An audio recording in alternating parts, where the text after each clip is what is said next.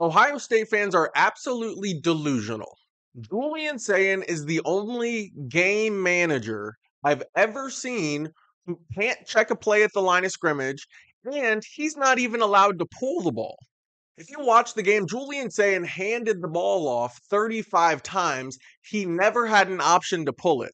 The defensive end is crashing. If that was a read option, Julian Sayin would have pulled the ball and he would have ran for 20 touchdowns. He doesn't have the option to pull the ball.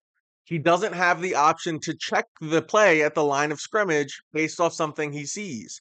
He doesn't have the ability to deliver the ball past 10 yards. Julian Sayin didn't complete a single pass beyond 6 yards the entire game. And no, those aren't dropped passes. Julian Sayin has the best wide receivers in the entire world. He's throwing hospital balls to a wide receiver, Jeremiah Smith, who is worth $250 million. Of course, Jeremiah Smith isn't going to catch a ball when he can hear two DBs running downhill at his face.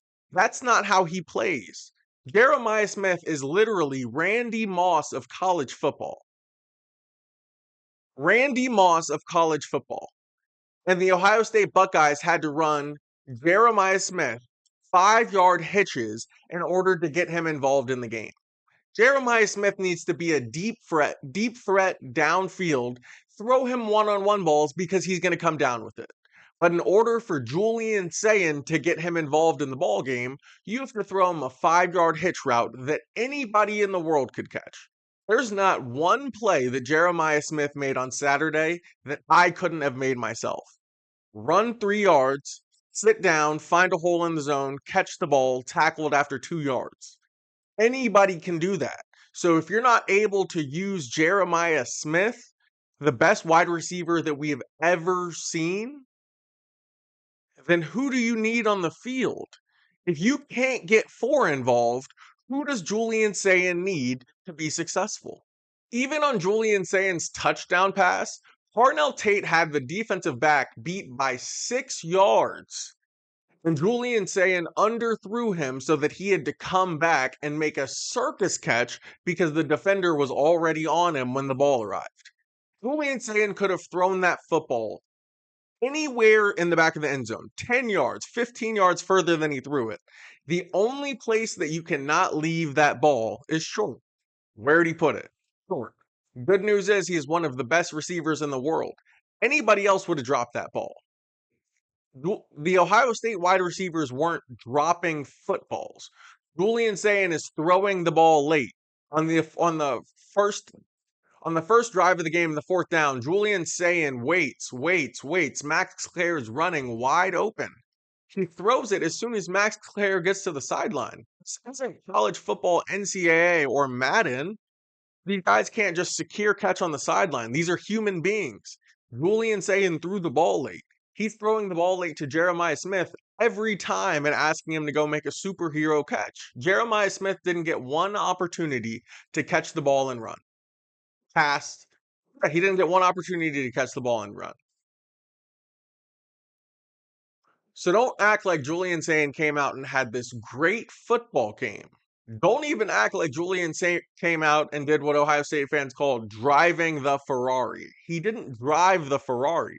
We had to dumb down the game plan and say, hey, we can't throw the ball past 5 yards because if we do, it'll be an interception, it'll be an incompletion, or he'll look incompetent. Julian Sayin didn't complete one pass beyond 6 yards aside of the touchdown. It took Julian Sayin an entire football game to throw for 120 yards. That means that for each half, Julian Sayin can only throw for 60 yards apiece. So if I punt the football or kick it off inside of your 40-yard line, you have no opportunity to score. That's what Ohio State's reality is on offense. If they get the ball anywhere on their own side of the field, they might as well just punt it back on first down because Julian Sayin's incapable of scoring. He has the best wide receivers that the world has ever seen. You didn't even hear from Jeremiah Smith on Saturday.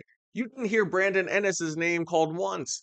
Parnell Tate had one play that he made, and he had to come back for the football because Julian Sayin underthrew him. If you cannot succeed with the Ohio State wide receiver core that you have, who do you need to be successful?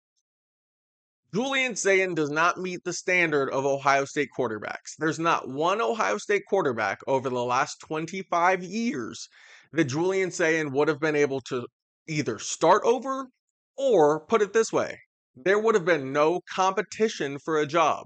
Julian Sayin couldn't have played against Troy Smith. He couldn't have played against Terrell Pryor. He couldn't have played against JT Barrett, Cardale Jones, Justin Fields, Braxton Miller, CJ Stroud. The only guys that Julian Sayin could have beaten out, Kyle McCord, and he didn't even beat out Will Howard. Ryan Day's standard for quarterbacks is so much lower than every other Ohio State coach prior to him. Davison Igbinosun is half DB, half middleweight champion of the world. He calls himself the most physical DB in college football, which is not always a good thing. But when he makes good plays, it looks fantastic. Last year, Davison Igbinosun had penalties every single game. He had 8 more defensive pass interference calls and holding calls than any other DB in college football. So the most physical corner in the game isn't a fantastic title for Davison Igbinosun to have. This year, we're looking for him to make a step up because he's a physical freak. He's a playmaker at Ohio State.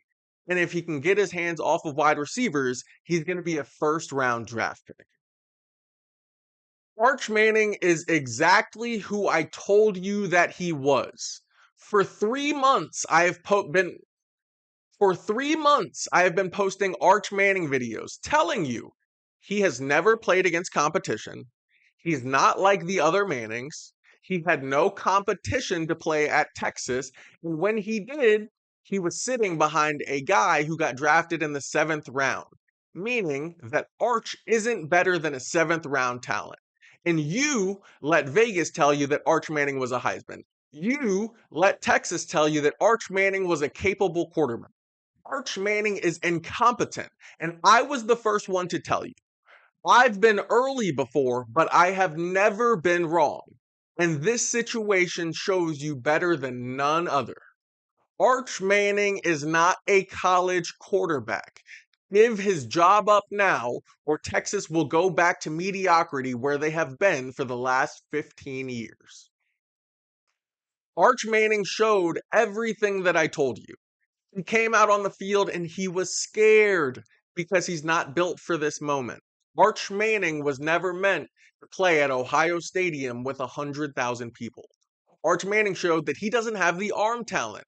He couldn't complete a pass downfield, and when he tried to throw one, it was a big looping pass that Ohio State's defensive backs could just run under and catch. Arch Manning is not ready to be playing college football at this level. The only reason that he is politics. And that's the reason that ESPN recruiting needs to be held accountable. ESPN recruiting said that Arch Manning was the '1 quarterback in his class. Is that because of his popularity and his Instagram and social media likes? Or is that because he's a 6'3", 6'4" gunslinger from Texas who can actually make a ball play? Arch Manning is not a ball player. Arch Manning is Bronny James. Nepotism is the reason that Arch Manning is the starting quarterback for Texas. He needs to be in the transfer portal next year going to a MAC school so that he can actually play football and get time.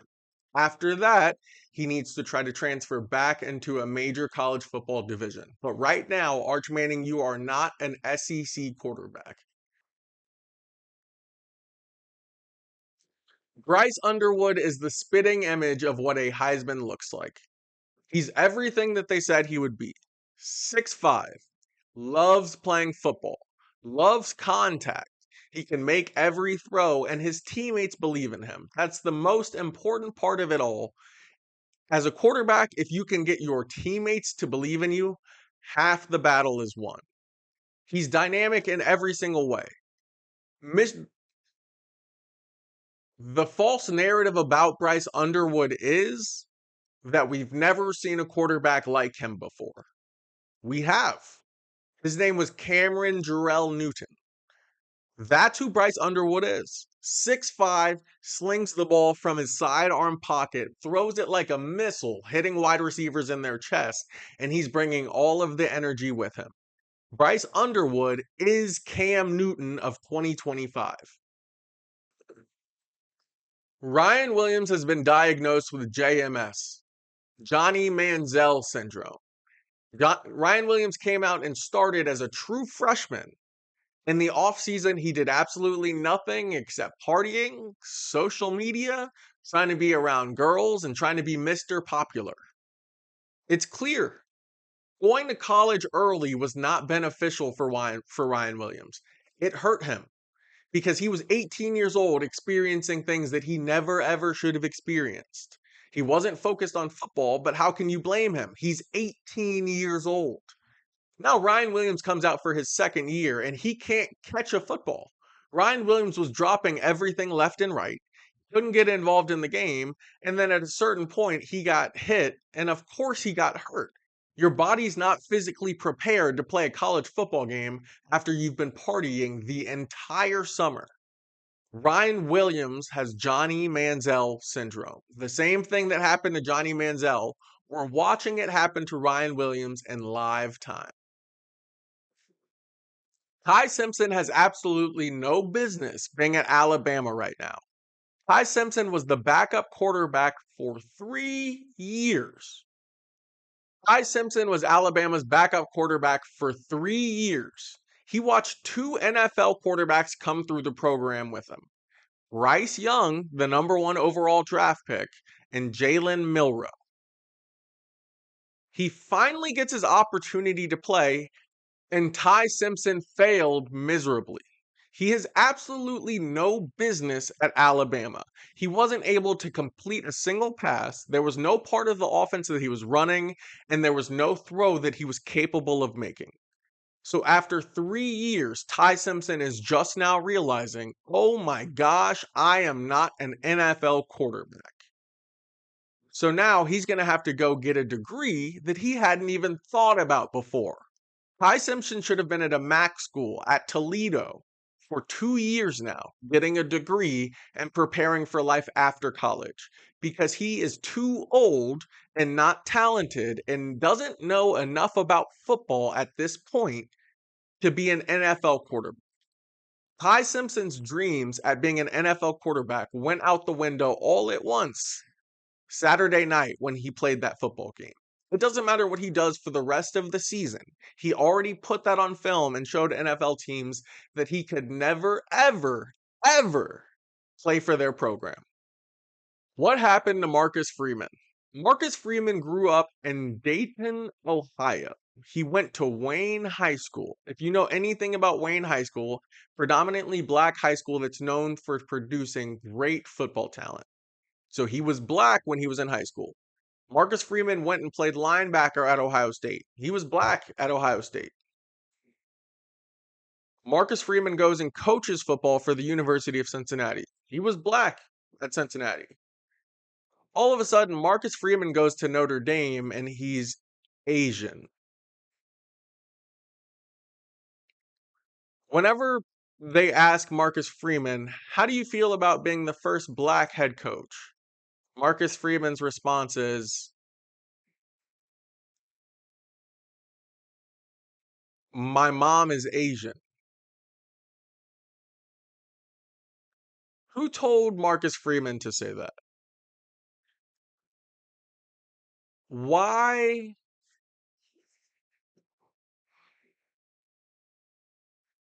Who told Marcus Freeman to say that? All of a sudden, Marcus Freeman's default answer is that his mom is Asian. So what he's saying is that he doesn't want to be identified as a black head coach. Marcus Freeman wants to be identified as a half Asian head coach who the other side of him just so happens to be black. When did Marcus Freeman become a 6'3", 245-pound Asian head football coach? Because before he got to Notre Dame, I had never heard him say that. Did Notre Dame put Marcus Freeman up to denying how black he is? Cade Klubnik has fallen victim to the Dabo Swinney curse. Dabo Swinney brings in the best quarterbacks in the nation. He gets them to Clemson, and he doesn't develop them a single lick. He failed Trevor Lawrence, he failed DJ Ugalele, and he has failed Cade Klubnik. Cade Klubnik is no better this year than he was last year, and he's no better than that before. Cade Klubnik is no better this year than he was as a senior in high school. He came out of high school as the greatest Texas head. He came out of high school as the greatest Texas quarterback of all time. He comes to Clemson and he's not even being looked at in the NFL after his senior year ends. Cade Klubnik hasn't had a winning season his entire time. His record at Clemson is 19-12. Meaning that if you throw him on the field, there's almost a 50% chance that he's not going to win you the game. But his entire career, all that he had been known for up until that point was winning games. He won everything in Texas. So Cade Klubnik isn't the problem. Problem is that Cade Klubnik has a head coach who doesn't care about anybody on the team except himself. Dabo Swinney doesn't actually care about those players. Dabo Swinney doesn't actually bring those players to Clemson with the idea of developing them.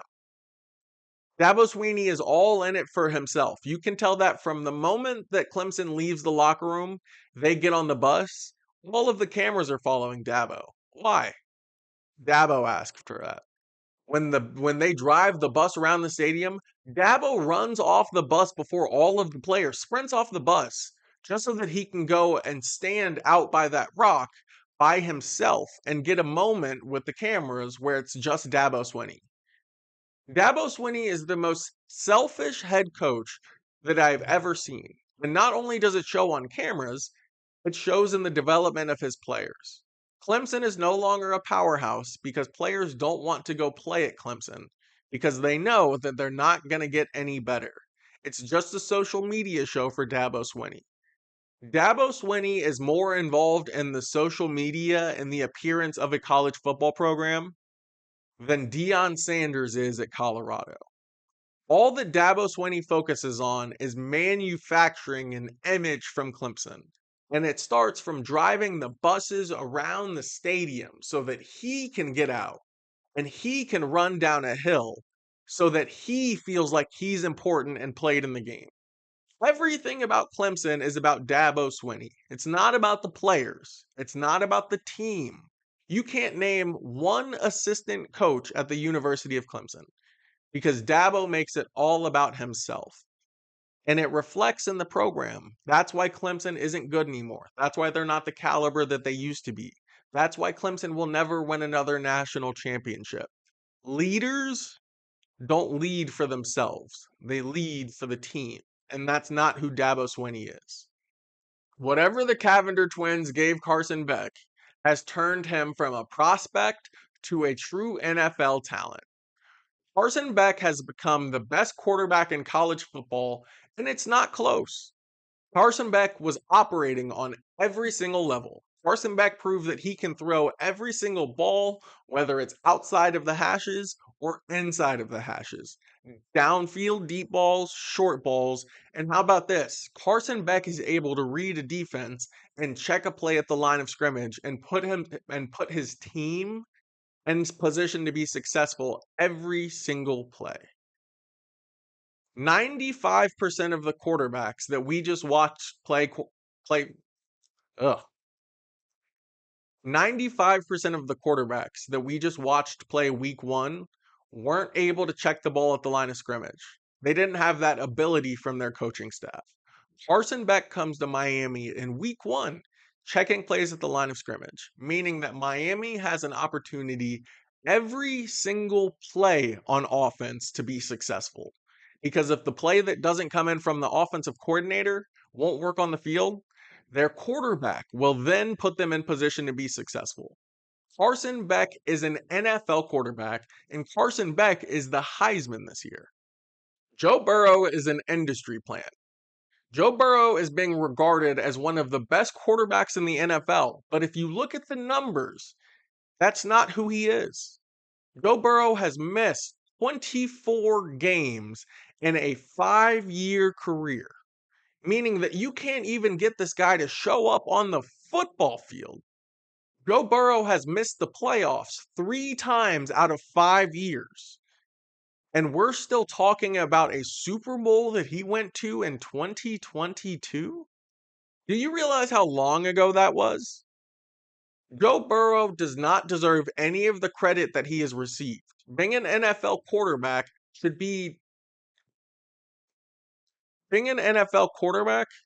you should be graded on wins and losses, not amount of yards from scrimmage. This isn't college football. He's not going for the Heisman Trophy. Joe Burrow, you are the leader, the quarterback of an NFL organization. You need to be putting your team in position to win football games. You need to be playing football games. And until Joe Burrow shows up and he can play a full football season and his team can go to the playoffs, we don't need to talk about him as a top 5 quarterback in the league. That title goes to guys who are actually winning. That title goes to guys like Jalen Hurts, a true winner.